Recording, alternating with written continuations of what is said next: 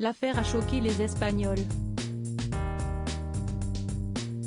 Dans les années 2000, le pays est en émoi face au crime d'un tueur en série. Sur chaque scène de crime, le même élément troublant qui vaudra au criminel un surnom.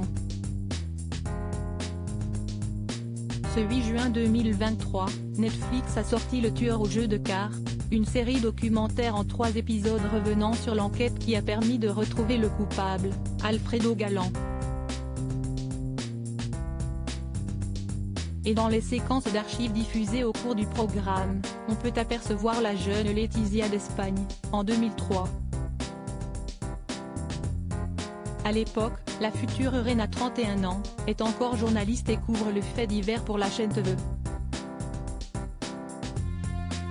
La reporter qu'elle est alors apporte les derniers éléments de l'enquête, en direct de l'endroit où Alfredo Galán vient de tirer sur Santiago Eduardo Sala, un homme âgé de 27 ans, et sur son amie de 29 ans, Anaïde Castillo Ruperti, qui en ressortira indemne. Sur ces images d'archives, Letizia Ortiz se demande si les victimes sont liées ou non au meurtre d'un gardien de la rue Alonso Cano, quelque temps plus tôt, ou à celui qui a eu lieu à l'arrêt de bus où Alfredo Galán a abattu Juan Carlos Martin, un jeune employé de l'aéroport de Barajas.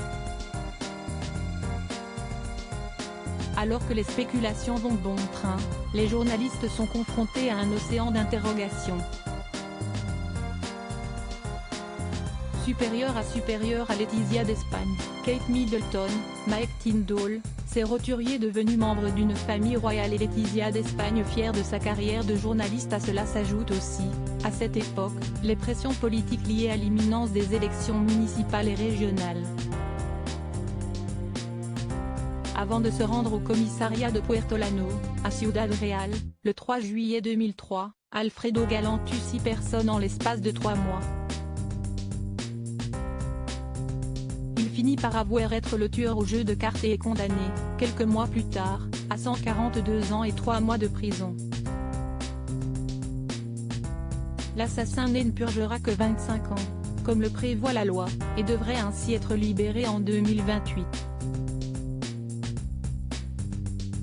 De son côté, Letizia Ortiz, très heureuse d'avoir pu vivre de sa passion pour le journalisme avant d'entrer dans la famille royale espagnole, devient la femme du futur Felipe V le 22 mai 2004, lors d'une cérémonie grandiose organisée à la cathédrale de l'Almudena.